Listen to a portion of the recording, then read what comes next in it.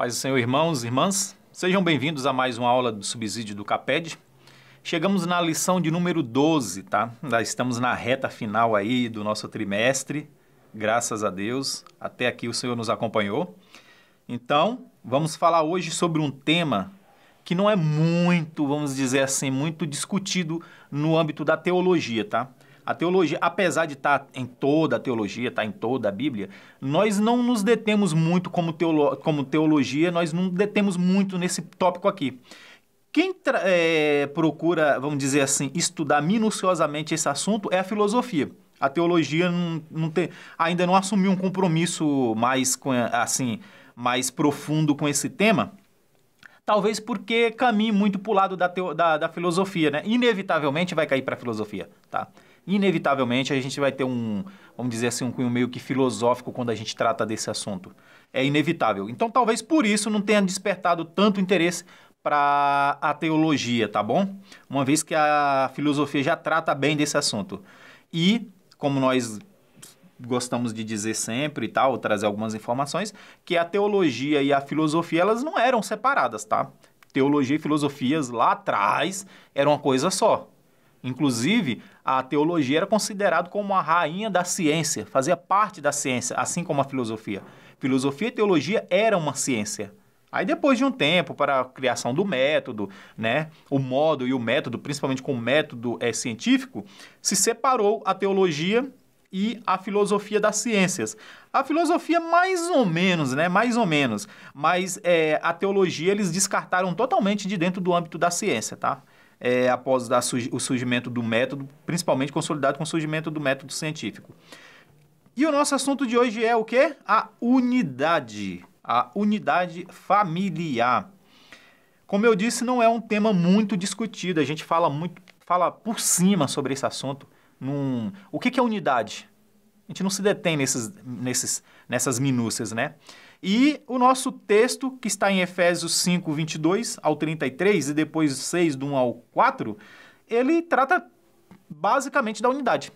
O assunto dessa carta aqui, a carta em si de Efésios é assunto à unidade, ela trata de unidade, mas ela tem uma acentuação muito grande no capítulo 5 e no 6, no início do capítulo 6, tá bom? Então, o assunto que Paulo queria era justamente a unidade. Eu sei que quando a gente vai falar de filosofia e a gente coloca, por exemplo, eu acho meio... Não sei por que as pessoas têm uma certa relutância, resistência à questão de dizer que as pessoas que nós temos, por exemplo, Paulo, que eles tinham um bom conhecimento de filosofia. Ah, tudo bem, se Paulo tinha conhecimento de filosofia... Gente, a cultura judaica daquela época, como nós falamos em aulas passadas, ela tinha influência grande do helenismo. Era uma cultura helenista, tá?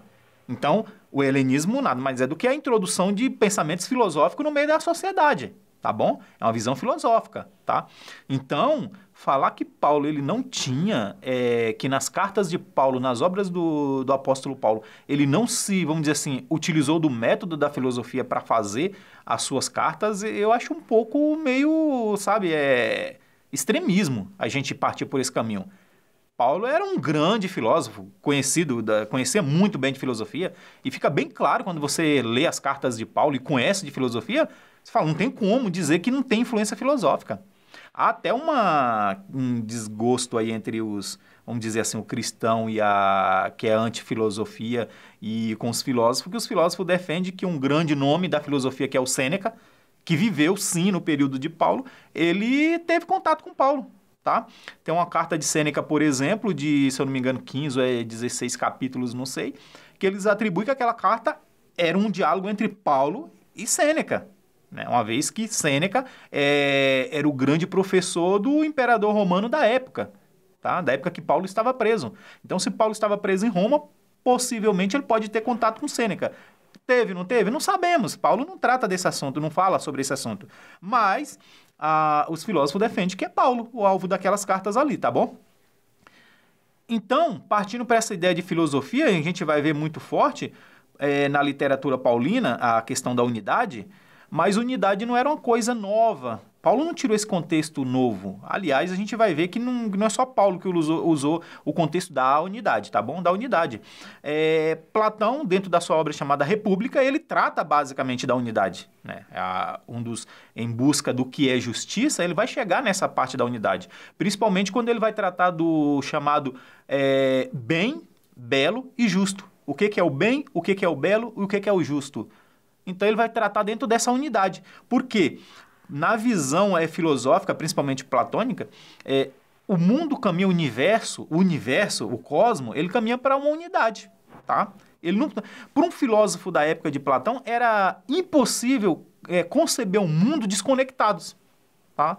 Cada um dono da sua própria história, do seu próprio destino, são pedaços, fragmentos, infinito, a história é fragmentos infinito, né? Parece que toda vez que por exemplo, a minha história não está conectada de ninguém, não tem nada a ver com nada, né? Mas na filosofia e no pensamento filosófico da época de Platão e Aristóteles, eles falam, não, o mundo é conectado.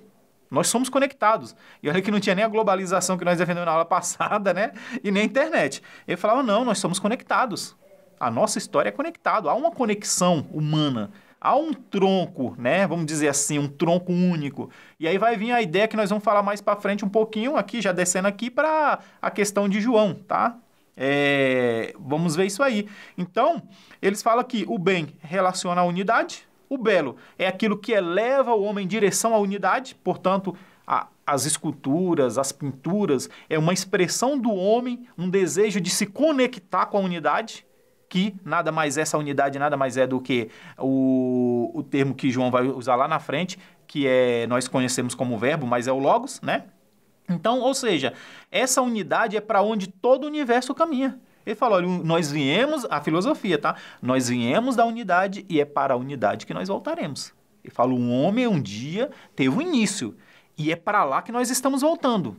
Então, ao contrário do que hoje em dia se prega, principalmente com a filosofia de botequim, né? Que hoje em dia existe muito e chega até a confundir com filosofia verdadeira, eles pregam o seguinte, a história da humanidade não estamos indo não estamos evoluindo. Ele fala ao contrário, nós estamos voltando para a origem. Tudo que nós fazemos precisa apontar para essa unidade, para esse centro, para esse logos, né? Então, a unidade é para onde caminha todo o universo. E o universo veio da unidade, portanto, ele tem que voltar para lá.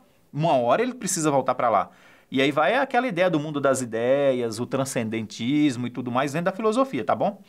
Então, daí surge a ideia do logos. Alguns dizem que é Aristóteles que criou, né, que cunhou a palavra, tá? Não a ideia, mas a palavra logos veio de Aristóteles, foi ele que cunhou, e que Platão explorou muito bem, tá bom? Platão, inclusive, explorou muito bem. O apóstolo de Cristo, João, quando ele vai apresentar aos seus leitores a definição última e verdadeira da busca por esse logos, né? João vai dizer o seguinte, a encarnação do verbo. Ele vai dizer, no princípio era o verbo, ou seja, o logos. E o verbo, o logos, estava com Deus. E o verbo, o logos, era Deus. Ele estava no princípio com Deus. Todas as coisas foram feitas por ele, sem ele nada do que se fez foi feito. Ele fala, olha, é impossível existir algo que não tenha vindo do logos. É de lá que nós viemos. Olha a ideia de um logos, de uma unidade aí presente, tá? Então ele fala, a vida estava nele e a vida era a luz dos homens. A luz resplandece nas trevas e as trevas não prevaleceram contra ela.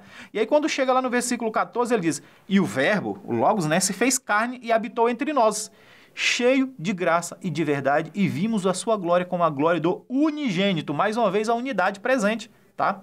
Unigênito, único. Filho único, do unigênito do Pai. Portanto, na visão de João, nós caminhamos para a unidade.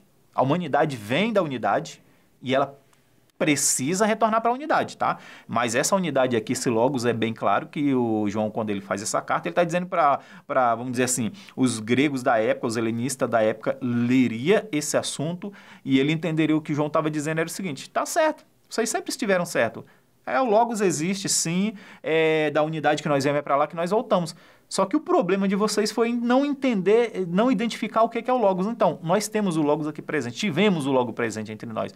E esse logos é Cristo, esse logos é Deus. Ou seja, é um convite, a gente pode dizer assim, que esse pedaço da carta de João aqui é um convite ao povo intelectualizado da época, que entendia do que João estava falando, a reconhecer que o Logos se fez carne e habitou entre nós. Ou seja, era uma pregação, um apelo evangelístico. Se vocês têm desejo de voltar para o Logos, para a unidade, fazer parte da unidade, ele fala, só tem um caminho. O caminho é Jesus.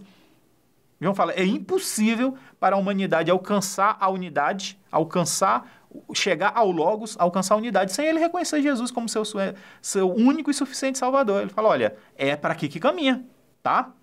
Então, essa introdução da carta de João é muito interessante. Quando nós vamos para Efésios, né, a carta de Efésios, capítulo 4, do 4 ao 6, aí depois o versículo 11 ao 16, tá? O 4 diz, há somente um corpo e um só espírito, como também uma só esperança, tá?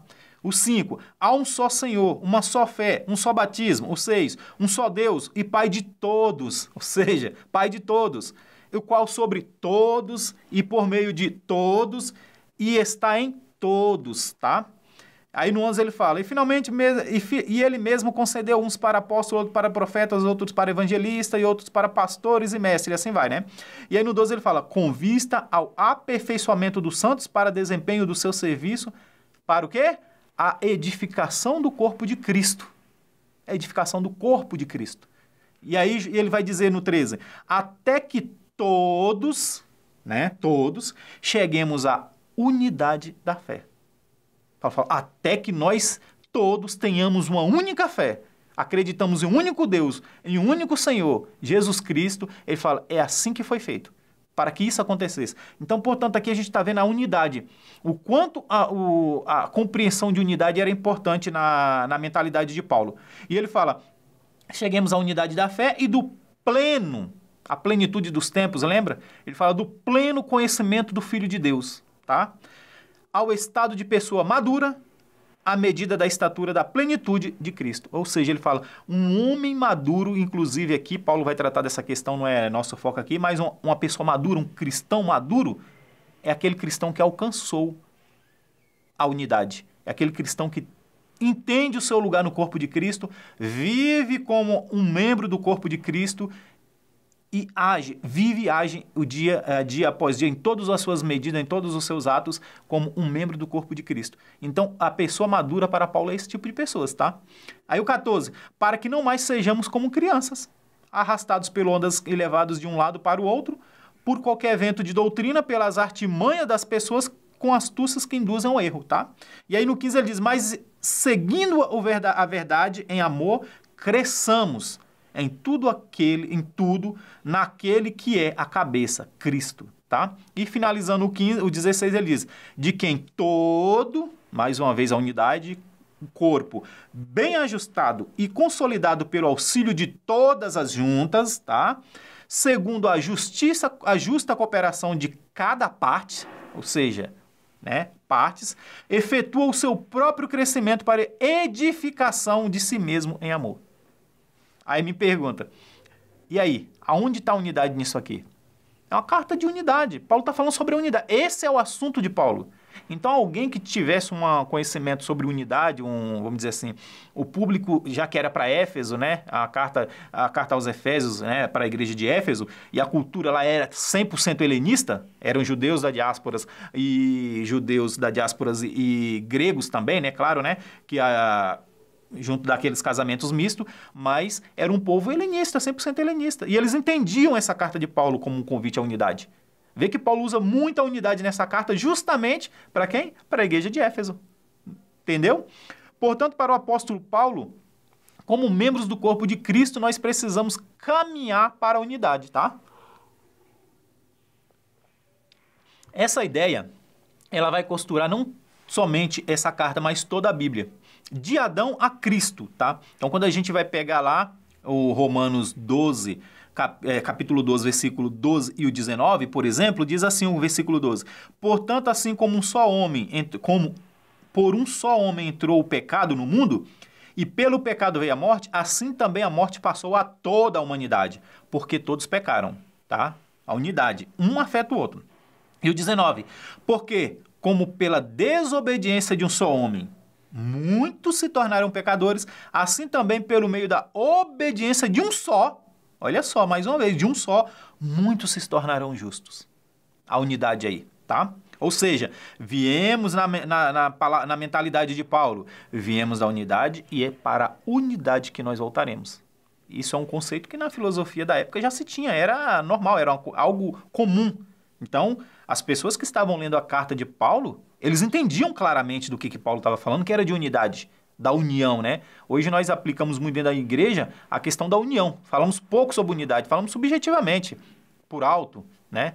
Ah, unidade, mas nem explica. Aí o irmãozinho que está sentado lá, fica tipo... Aí usamos para ficar mais fácil aquele exemplo lá de um saco de batata e o purê, é diferente, né?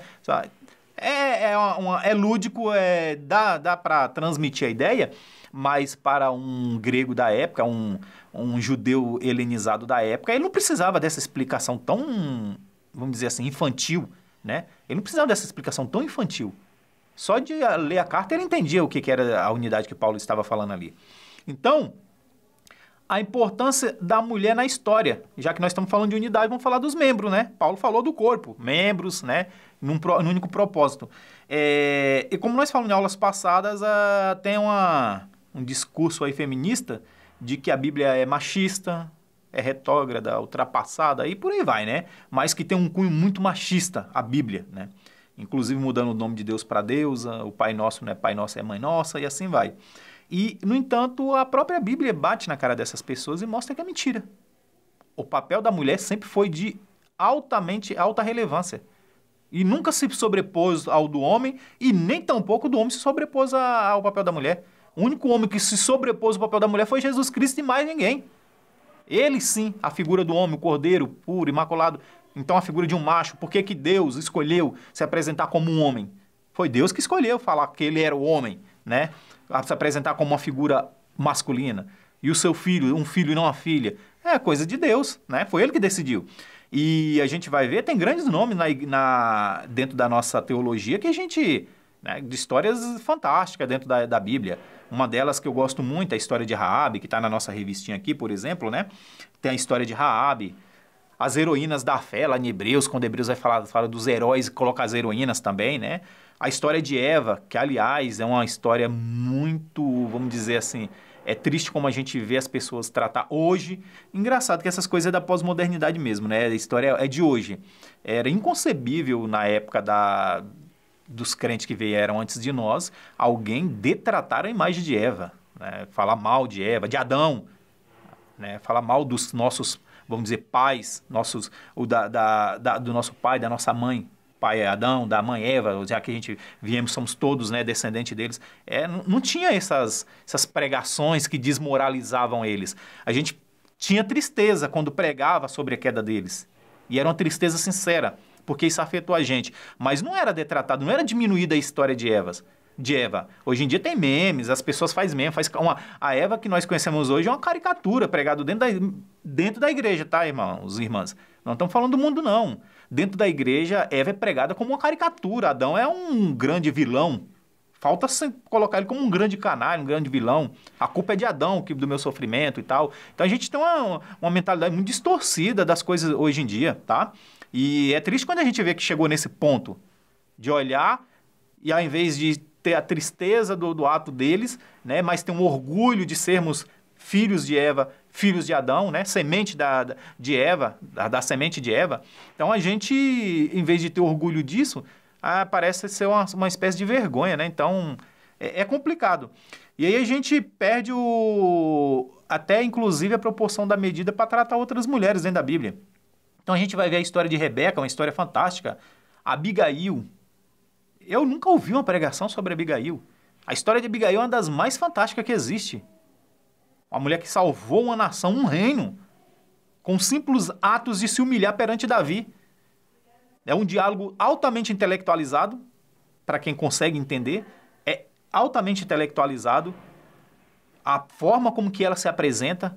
A Abigail era um grande exemplo de mulher sábia. E, no entanto, ninguém prega. Quando vai pregar, eu nunca vi uma pregação sobre a sabedoria de Abigail, que para mim é uma das mulheres mais sábias dentro da Bíblia, a ação, né? Naquele momento, falando de ação, de reação dela diante de um problema, para mim foi uma das mulheres mais sábias, da sabedoria muito grande, tanto a dela quanto a de Rebeca, ou de Raabe.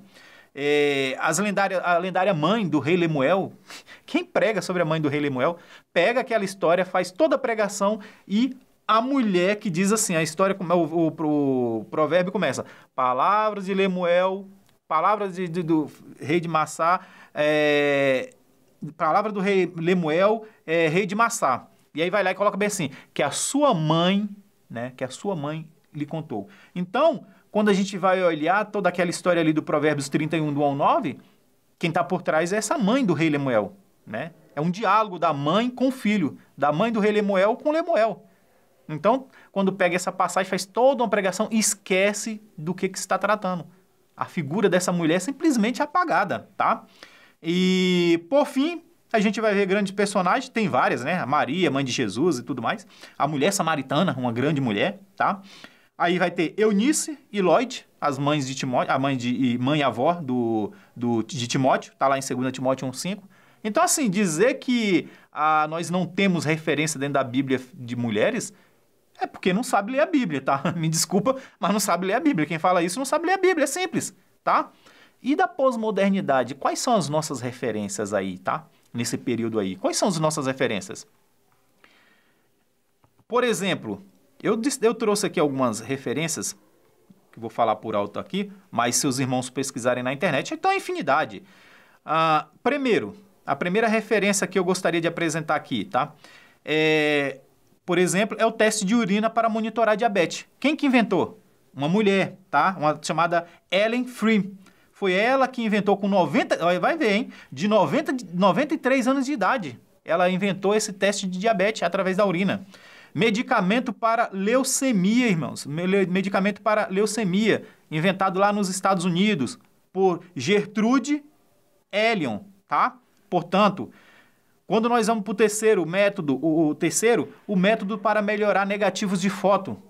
Tirar a foto, ficava aquele borrão. Quem que inventou o método para melhoria desse processo? É uma mulher, foi lá em 1978, tá? Uma mulher chamada Barbara Askins, com 77 anos de idade. Essa mulher inventou isso, tá? Quando nós vamos para o quarto, a calculadora gráfica, por exemplo, para resolver problemas de transmissão de energia. Como que eu resolvo o problema de transmissão de energia? Uma vez que era uma potência ainda descontrolada, não estava sob controle, como que eu vou controlar essa potência energética? Como que faz o cálculo de equivalência? Pois é, Edith Clark, tá? Que viveu de 1883 a 1959, tá? E inventou uma calculadora gráfica que simplificou para determinar as características elétricas ao longo de uma linha de transmissão, tá? Ou seja, na área de engenharia, sinalizadores marítimos para que os barcos não se percam, tem um norte, tem um rumo, aquele sinalizador, aquelas boias que a gente vê jogada no mar. Quem que fez? Mulheres, tá bom? É uma mulher chamada Holly Seffray e duas mulheres, que é a Martha Coston e a Holly Seffray. Quando nós vamos para a 11, por exemplo, a superfibra de Kevlar, que é uma fibra extremamente resistente aí, ou seja, na área química, uma americana chamada Stephanie Kiolek, 1923 a 2014, morreu em 2014, que inventou a origem, né, de descobrir uma variedade incrível de polímeros cristalizados, na área de polímeros, ou seja, química. Essa mulher, ela sozinha, morreu com 17 patentes, extremamente importante para o uso do nosso dia a dia. 17 patentes na área química, tá? Então, assim, nós temos grandes mulheres na área do computação, a primeira programadora, por exemplo, para quem é da área de TI, como eu, a primeira programadora. Então, assim, nós temos grandes referências. Então, o mundo não foi construído só por homens. Tem a contribuição das mulheres que foi de igual para igual. Mas aí na proporção só dá crédito aos dos homens. Não interessa como foi feito. Se hoje em dia você tem essas disposição, essas coisas aí para uso do dia a dia, tem mulheres por trás, tá? Entendeu? E aí nós vamos para o tópico 2, a importância do homem na construção familiar. Portanto, aí nós demos no tópico 1 a importância tanto das mulheres no âmbito secularizado, vamos colocar assim, e no âmbito cristão. as grandes heroínas que nós temos dentro da Bíblia, tá? Então, quando nós chegamos no tópico 2, aqui, e aí a gente fala sobre a importância do homem na construção da família, tá? A gente vai falar de Adão, por exemplo, o primeiro. Adão é o pai da humanidade. E aí, como eu disse, as pessoas gostam muito de detratar, né, diminuir a história de Adão. Faz uma caricatura do homem que era Adão. E aí, nós vamos ver também ter grandes nomes como Sete, Noé, Abraão, Isaac, Jacó. E vai até Jesus Cristo, tá? Então, grandes homens que contribuíram. E aí a gente vai para as indústrias, né? Hoje em dia, a indústria automobilística, naval, de tecnologia, bélica, do dia a dia, sua geladeira, seu fogão, sua máquina de lavar roupa, né? Para de bater a roupa lá no riozinho, bater roupa, né? Falava bater roupa, até hoje tem gente que ainda usa essa expressão com a máquina de lavar, fala máquina de bater, né? Porque era batida a roupa para tentar tirar a sujeira. Quem que inventou a máquina de lavar roupa? Quem que facilitou a vida da mulher doméstica dentro do lar? Ele não tinha... A facilidade era para comer mais rápido, vestir roupas mais límpidas, era isso aí? Não tinha uma preocupação com o trabalho feminino, não? Então a gente vê muito hoje em dia umas narrativas que quer colocar... e aí é óbvio, nós tratamos em aulas passadas, essa desconstrução da família, essa separação, né, extremista do feminismo, o crescimento do feminismo, e aí usa as narrativas, dizer que a sociedade humana é machista, então a gente precisa destruir a figura do homem de hoje em dia, os ataques ao patriarcado, ao sistema patriarcal, tá? Que são duas coisas diferentes. O sistema patriarcado é dentro da Bíblia e o patriarcal é o sistema familiar, então são duas coisas que estão ligadas, mas têm rumos diferentes. E por que nós temos tudo isso? Simples, por causa de ideologias, tá? Então a gente vê que as ideologias é que bate dentro dessa questão aí. Mas nós vamos olhar para a história e a gente vai ver homens e mulheres incríveis ao longo da história, tá?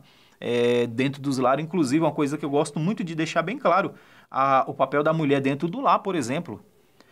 Quando a família é grande, tá? A família é unida e tudo mais, por exemplo, se a gente vê se o patriarca morre, o avô morre, a tendência é o quê? É que a família continua unida em torno da avó, não é isso? Quem tem família grande e tem hábitos de reunir em família vai saber do que eu estou falando.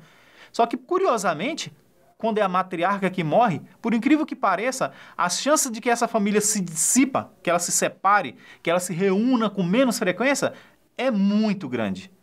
Porque, na grande maioria das vezes, o que une uma grande família é a matriarca, não é nem um patriarca, é a matriarca. Dia das Mães, as comemorações, todo mundo se reúne na casa da avó, né? Então, a grande maioria dos nossas boas lembranças de infância é com avós, não é com avô, porque o avô tem aquela coisa, era mais rígido, né? Principalmente de antigamente, né? Era aquela coisa mais fechada. É de quem? Das avós. Então, a gente vê que a figura feminina, a importância que tem da figura feminina. E uma delas é justamente essa, de unir a família. Quando a matriarca morre, automaticamente vai se separando, vai se vendo com menos frequência, até que finalmente, quando acontece nessa sequência, né? O patriarca, que é o avô, morre, aí pronto, família. Cada família, se teve 10 filhos, são 10 famílias que aquele casal produziu. Cada um vai viver sua vida. Aí as reuniões são menos frequentes, talvez no Natal ou no Ano Novo, um ou outro, mas já vai se dissipando. No entanto, quando a matriarca estava viva, já se reuniam mais. Isso é mais comum do que em torno da matriarca do que da figura do patriarca, entendeu? Contribuição dos filhos na família, tá? Da manutenção na família. Isso aqui é importante, tá? Porque às vezes parece, como eu falei na aula passada, que filhos são bênção, tá? E é tratado hoje em dia como se filhos fossem peso. E por ser tratado como se o filho fosse um peso para a família, que ele tem um peso, né? A quantidade de filhos, que filhos é um peso para a família, é assim que eles se sentem. Da forma que eles são projetados, é assim que eles vão se sentir. Então a gente vê o descolamento familiar, o filho pega seu celular, principalmente quando é adolescente e jovens, né? Já tem seu quarto próprio, quer ficar no seu quarto próprio, isolado, já não se reúne mais para o almoço, para café da manhã, para trocar uma ideia. Ninguém para com a televisão desligada e sem o celular, desligado o celular, para trocar uma ideia em família, conversar, colocar os papos em dia. Não tem mais esses hábitos. Antigamente era comum. Hoje em dia não tem mais essas reuniões familiares sem que a televisão esteja ligada. Se a televisão estiver ligada, ainda dá para ter, né? Nem tanto, porque a geração Z, por exemplo, não é muito de assistir televisão. O negócio deles é telas menores, né? O laptop, principalmente celular, os smartphones, né? E tudo mais. Então, tem que ter um celular ali, tem que estar olhando. Tá conversando com o pai, com a mãe, com um vizinho, com a avó, seja ela com quem for, e tá ali, ó, nas mídias sociais, né? Tá conectado. Então, a forma com que eles são tratados, são colocados, é assim que eles estão vivendo, tá? Eu costumo dizer que os jovens, eles não fizeram a sociedade, que parece que eles são culpados da sociedade que nós temos hoje em dia. E, na verdade, é a sociedade que nós estamos entregando na mão deles. Nem entregamos ainda, tá? Ainda está sendo entregue na mão deles. Ainda vai ser entregue totalmente. Então, o sistema vigente de hoje é fruto da minha geração, não é da geração Z, por exemplo. A geração que está em voga aí nesse momento. Não é fruto da geração Z.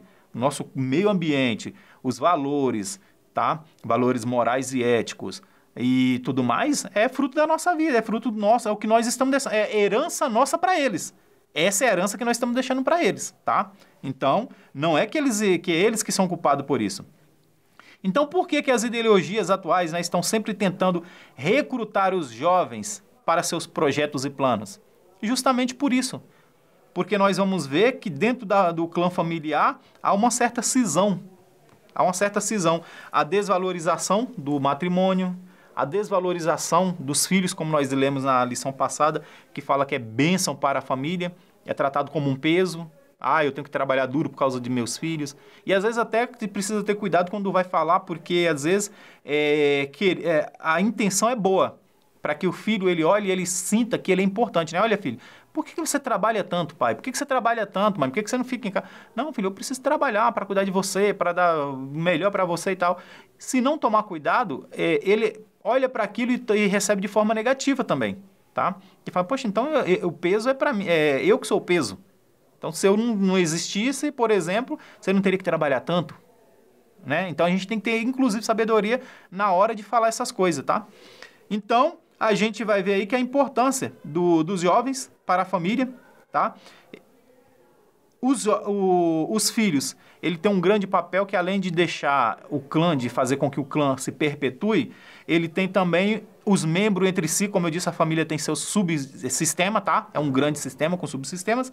E os filhos, ele inclusive tem poder, os mais velhos, de influenciar na vida dos mais novos. O jeito que os mais velhos tratam os pais, a reação dentro dos mais velhos. Os mais novos, eles têm tendência a copiar, por exemplo. Então, existe um sistema, esse sistema, ele é alimentado pelos próprios membros. Então, a forma com que os mais velhos vivem dentro de casa, ela afeta na vida dos mais novos, tá? Então, jovens, a forma como que você trata seu pai, sua mãe, que você se comporta na escola, a forma como você comporta socialmente, é espelho para os mais novos. Na maioria das vezes, os espelhos para os mais novos não é o pai e a mãe. Para as meninas, é as irmãs mais velhas, né? Que vai atrás dos sapatos. O que você acha por que as irmãs mais novas têm a mania de pegar nas maquiagens, sapatos e roupas das irmãs mais velhas que vivem brigando? Por que isso aí? É uma forma de que ela admira a irmã mais velha. É uma forma dela querer se colocar naquele lugar, né? E os irmãos mais novos, a mesma coisa. Por que pega uma coisa que jovem hoje em dia usa muito? Boné, né? Boné. Por que usa sempre? Fulano pegou minhas coisas. Por que eles fazem isso? Não é simplesmente por arte, né? Porque vamos dizer assim, atentado. É uma forma de demonstrar que ele admira aquele mais velho. E ele queria ser parecido com aquele mais velho. Então você vai ver se o mais velho cortar o cabelo de um jeito, mas não vai falar, eu quero cortar o meu também igual. Então, na maioria das vezes, são os próprios irmãos que influenciam, não é o pai nem a mãe, tá? Então, tem um papel muito importante aí dentro da construção familiar, que às vezes a gente acha que é só o pai e a mãe que é modelo. O filho pode ser rebelde, pode quebrar o pau, não tem problema nenhum. Desde que eu seja um bom exemplo para o meu filho. Não, é unidade. Se um elo dessa unidade, ou dessa corrente, grande corrente que é a família, ele não estiver, vamos dizer assim, íntegro, se ele tiver com trincas, né? Ele não tiver íntegro, ele vai afetar no funcionamento do restante, tá? Então, um dos papéis dos jovens é justamente isso, ser um elo que liga a geração anterior, seu pai e sua mãe, à próxima geração, tá? Então, a construção da nova geração. E nós chegamos na unidade da família. Essa é uma aula bem rápida para nós, né? Vamos falar aqui sobre a questão da unidade familiar. E aqui está bem destrinchado esse texto na nossa revista, tá? versículo por versículo, a questão da unidade. E é como eu falei, essa questão de unidade lá no início da aula é o seguinte, que a ideia de unidade, ela é vamos dizer assim, é o cerne da carta de Paulo aos Efésios, tá? Ele é o cerne da carta de Paulo. O que o Paulo gostaria que os seus ouvintes entendessem é que, como diziam os filósofos, da unidade nós viemos e para unidade nós caminhamos. Então, quando há uma cisão no meio familiar, tá? Então, quando a gente modifica a forma de família, substitui pessoas por animais, você não, pode ser o que você quiser, tá bom? Então, aí entra as ideologias de gênero, que destrói a família. E aí, mais uma vez, a pergunta, né, que fizemos na aula passada, fazendo essa daqui, a quem interessa? A quem interessa toda essa coisa? Né? Por que o mundo hoje ele é projetado para destruir família? Se você for prestar atenção, o sistema hoje ele é 100% projetado e não é ingênuo, não é por acaso, não é acidental, ele é planejado, ele é intelectualizado, tá? Ele foi feito justamente para destruir a família. Por que o marxismo teve uma aceitação tão grande, o socialismo marxista? Por que o feminismo foi surgir naquela época que ele surgiu? Por que hoje em dia esse fantasma está crescendo, que por um tempo ficou meio que esquecido, era mais coisa de Europa? Por que hoje em dia na sociedade brasileira isso é tão presente? Por que os governos defendem tanto as ideologias de gênero, casais de pessoas do mesmo sexo? Tem reprodução? Qual é a intenção? Ó, um dado aqui interessante, tá? Que diz o seguinte, que para a humanidade ser saudável, isso é dado científico, tá? Para a humanidade ser saudável, seria necessário que cada família tivesse entre 3 e 5 filhos. Uma família, se todas as famílias no mundo, a família, eles tivessem entre 3 e 5 filhos, seria vamos dizer assim, o excelente, tá? Entre 3 e 5 filhos, seria um excelente, seria uma humanidade saudável 100%. 3 é o mínimo. Tá? 3 é o mínimo. Então, até 3 filhos por casal, a humanidade ela é saudável. Para quê? Como se fala saudável? Saudável é para a reprodução, para a continuação da espécie humana. Vamos dizer assim, nós não vamos ser extintos, né? Claro que nós cristãos olhamos para a Bíblia e não para dados matemáticos e científicos, tá bom? Então, a ciência fala, nós não corremos risco de ser extinto. Para ver, tá falando de extinção da raça humana, tá? Seria necessário ter de 3 a 5 filhos. 5 é o excelente, 3 é o mínimo viável. 3 é o mínimo aceitável. Então, 3 filhos, ok, a humanidade está salva. E como que nós estamos? A Europa, hoje, ela está em torno de 2, tá? 2,5, 2 a 2,5 é o padrão europeu. Ou seja, está abaixo do mínimo viável. Aí nós voltamos para a sociedade brasileira. Sabe qual é a posição que ocupamos? 1,7. Ou seja, nós estamos bem lá embaixo. E aí o que eles olham? Eles falam, olha, a sociedade brasileira, vamos dizer assim, né? A sociedade como civilização brasileira, uma vez que civilizações vêm, civilizações vai, grandes civilizações, se você falasse lá na época dos impérios incas, astecas, maias e tudo mais, babilônico, se falasse que um dia essas civilizações iam deixar de existir na época do auge deles, alguém chamaria de louco. Falava, prende esse daí, leva que esse daí é louco, é maluco. É impossível nossa civilização ser extinta. Quantas civilização foi extinta? Então, cientificamente, eles trabalham sim com a possibilidade de qualquer civilização ser extinta. Então, partindo desse princípio aí, a civilização brasileira, por exemplo, ela está na beira da extinção. 1,7. Se o mínimo viável é 3 e o saudável é 5, eles olham e falam, olha, cientificamente falando, a sociedade brasileira, para a extinção, ela está ali na beira da extinção. Ou seja, o brasileiro é um bicho em extinção, né? Colocando assim. E o que contribuiu com isso?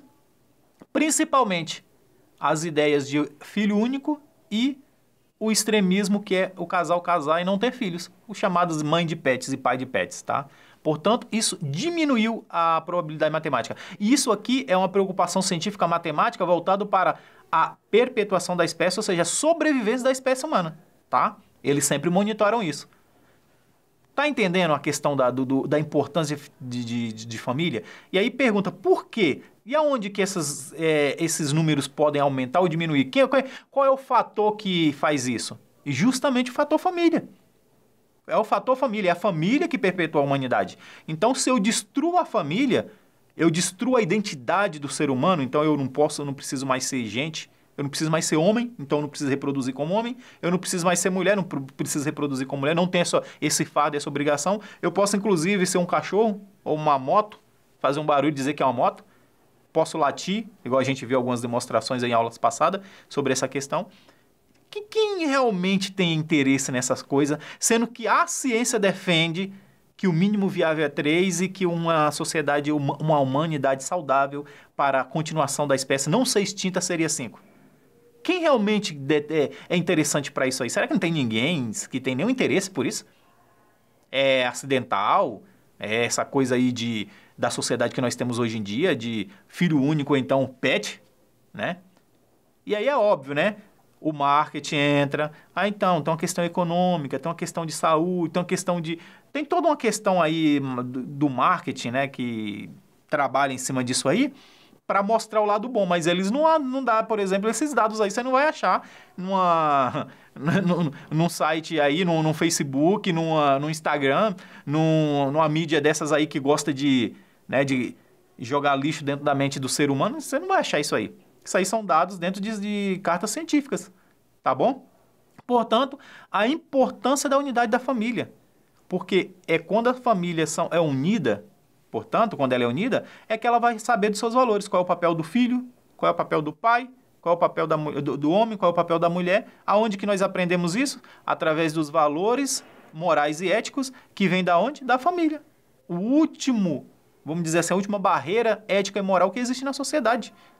Então, se eu destruir a família, eu reconstruo a ética, eu reconstruo a moral e a humanidade está sob controle. É mais fácil, como dizemos na aula passada, você chutar a porta de um cidadão que tem um cachorro, principalmente esses de laboratório, né? De marca, não é nem de raça, né? Que é marca. Um cachorro de marca em cima de uma caminha lá, todo com roupinha quentinha, é mais fácil você chutar a porta dele do que você chutar a porta de um cidadão que tem 5, 6 filhos, né? Então... vai vendo a quem que interessa esse tipo de coisa. E às vezes a gente não para pensar nisso, né? E, portanto, irmãos, aqui a questão da unidade familiar. Qual é a importância da unidade familiar? Esse é um tópico que está bem destrinchado mesmo, tá? Versículo por versículo. E eu espero que os irmãos tenham gostado dessa aula de subsídio e aproveite, tá bom? Sendo assim, Deus abençoe a todos e nos vemos na última aula que vem. Amém?